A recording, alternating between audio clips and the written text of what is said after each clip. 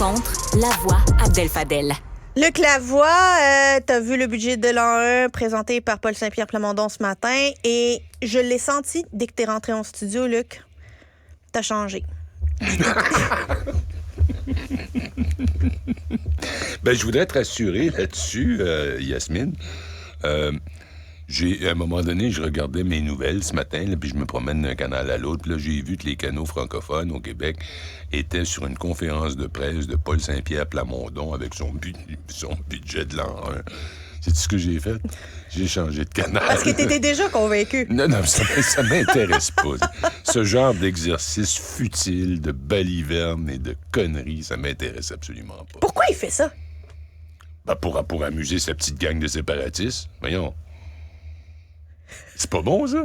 Il faut les amuser, hein. Il faut qu'ils soient divertis. Alors, mais c'est là, quand même un exercice qui est dangereux là, pour lui, politiquement, là, de se mettre à nu comme ça puis d'avancer des chiffres d'un Québec souverain. Non, c'est dangereux pour Legault, ce qui me fait également beaucoup de peine. Dans quel sens, Luc? Comme tu sais, je suis un grand admirateur de M. Duplessis-Legault. Luc Lavoie. Incorrigible, Luc Lavoie. Écoute, moi, je crois pas dans ces niaiseries-là, tu sais. Bon. Si tu veux avec un bon plat de bine et un ragoût de pâte, là, allons-y. Et pas dans le ramenons budget, les pinots ça. carons, s'il vous plaît.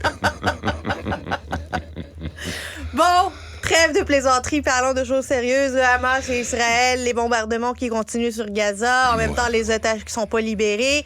L'aide humanitaire entre au compte-gouttes et on est rendu à 2000 morts d'enfants, 5000 morts en tout. Au moment même d'entrer en onde, et je trouve que c'est une très importante nouvelle, là, juste là, comme on était encore dans le corridor en avant, les États-Unis, puis on voit qu'ils sont en train de tenir une conférence de presse, demandent à Israël de retarder l'offensive terrestre. C'est pas rien. C'est même une énorme nouvelle. Explique-nous ça. J'allais juste ajouter un élément. Demain, Emmanuel Macron, le président français, se rend là-bas et lui aussi a demandé une trêve humanitaire qui pourrait mener à un cessez-le-feu. Alors, mais nous autres, le Canada, vu qu'on n'est jamais en reste, mais grâce au budget de PSPP, peut-être que tout ça va changer, mais notre ministre des Affaires étrangères, Mme Mélanie Joly, qui était dans les Émirats arabes unis, a dit ce matin en conférence de presse que le Canada ne demanderait pas ça. Mais pourquoi on ne demande pas de cessez-le-feu? C'est quoi la différence? Tu l'as dit tantôt, là, on est rendu à 5087 Palestiniens qui sont morts, en très vaste majorité des civils, dont 2055 enfants. Alors, combien de milliers de litres de sang faudra-t-il pour arrêter cette imbécilité? Et surtout, j'ai été très intéressé en fin de semaine parce que l'oisiveté m'a mené à faire un peu de recherche sur le sujet.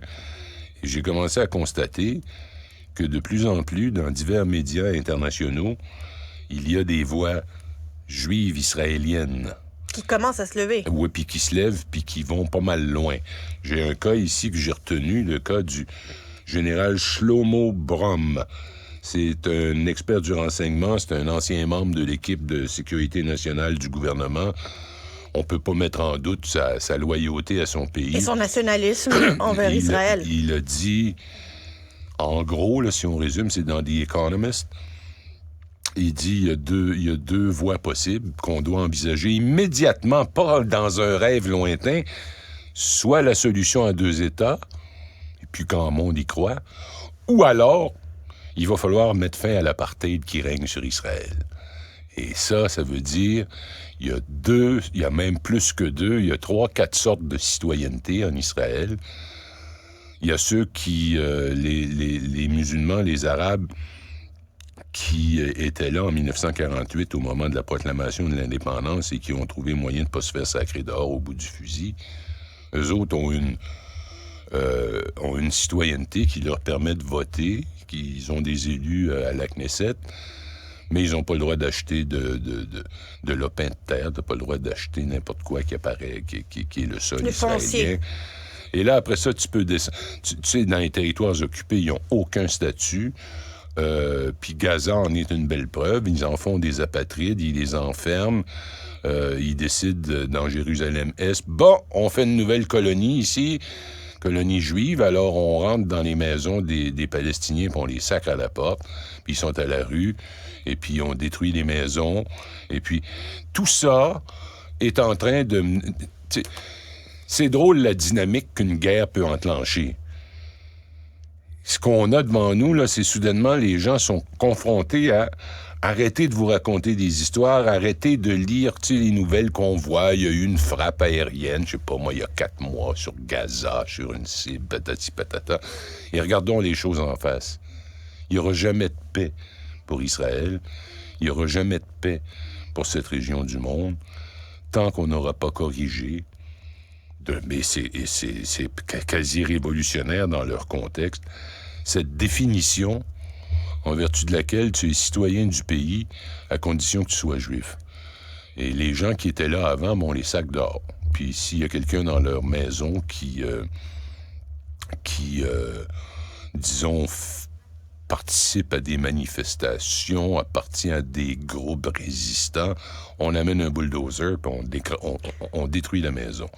Alors là, tous ceux qui se confrontent à ça maintenant disent, bon, ce que Hamas a fait, dégueulasse. Abominable. Terrorisme. Sauf que... Ouais, mais tu vois, moi, j'embarque pas dans le débat de est-ce terroriste ou pas terroriste. Oui, c'est terroriste, mais quand Israël passe un bulldozer sur une maison, je pense que c'est terroriste. Oui, mais on peut pas comparer l'un et l'autre. Il faut pas les mettre en équation. Il n'y a pas d'équation, effectivement. Alors, c'est justement ce que j'avance. Merci de le souligner. Il n'y a pas d'équation. Il y a juste le fait que quand on est rendu à 5087 morts versus 1500, on trouve-tu que ça suffit? Est-ce qu'après, si je les additionne, 5 000, ça fait à peu près 6 500 morts des deux côtés mis ensemble. Quand est-ce qu'on arrête? Et ce sont des enfants. Ce sont des enfants. 2000. Écoute, c'est presque la moitié. C'est 40% sont des enfants. Quand est-ce qu'on arrête? Mais quand est-ce qu'on Et va quand commencer? est-ce qu'on s'assoit pour parler de la vérité qui est que tout le monde occidental est très mal à l'aise face à la façon dont Israël se conduit face aux Palestiniens. Après tout, c'était des gens qui vivaient là depuis des siècles. Et cette espèce d'apartheid, le mot est pas de moi. Jimmy Carter, l'ancien président américain, l'a dit dans un livre, c'est un régime d'apartheid. Ehud Barak, ancien le soldat le plus décoré, ancien chef d'état-major et ancien premier ministre, l'a dit, c'est un régime d'apartheid. Et à un moment donné, quand tu prends des gens, puis tu les enfermes, puis tu leur enlèves toute forme d'espoir. Tu prends les gens qui vivaient à Gaza avant la folie du Hamas, tu prends des gens qui vivaient à Gaza, ils peuvent pas rêver qu'on va aller faire une carrière en médecine. Ben non, là, ils veulent juste survivre le lendemain, là. Mais ils peuvent même pas sortir de là. Ils peuvent pas sortir. Ils sont prisonniers. Ils sont... Écoute, c'est que... Mais Luc, c'est quand est-ce qu'on va demander un cessez-le-feu? Pourquoi on ne demande pas un cessez-le-feu? Il faut demander à Mélanie Joly. Là, je viens d'entendre les Américains en demander un, dire retarder, là, c'est le début de la demande d'un cessez-le-feu. Retardez votre offensive terrestre, parce que l'aide humanitaire... La France, elle a voté pour un cessez-le-feu dans une résolution des Nations Unies. Oui. Et puis la France, Macron vient de le dire en allant là-bas. Il va l'affirmer encore là-bas. Il va falloir qu'on arrête et qu'on s'assoie. D'abord, cessez le feu. Commençons par ça, là. On va arrêter le sang qui coule, le sang d'innocents qui ont 12 ans, puis 14 ans, puis 8 ans, puis 7 ans. Mettons fin à ça, là, pour tout de suite, on s'assoit, puis on dit à Israël, écoutez, on va continuer de vous appuyer. On va toujours être avec vous. Vous avez droit à votre pays, mais c'est ben de valeur. On peut pas appuyer un régime d'apartheid. Un régime où on classe les gens, t'as des droits de tel niveau si t'es de telle religion, puis t'as des droits très inférieurs, puis de plus en plus inférieurs à mesure que tu descends dans la hiérarchie inventée par Israël. Et ça mènera jamais à quoi que ce soit d'autre que si cette guerre prend fin, il va en avoir une autre dans un an. Puis quand dans un an, il va en avoir une autre dans un an plus tard. Cessons le feu, cessons le sang, cessons les le combats. sang, cessons de verser et libérons du sang. les otages Libérons qui n'ont les rien otages. demandé et qui se retrouvent aujourd'hui dans les fameux tunnels du groupe terroriste du Hamas. Luc Lavoie, toujours un énorme plaisir de te parler, cher ami. Merci. L'actualité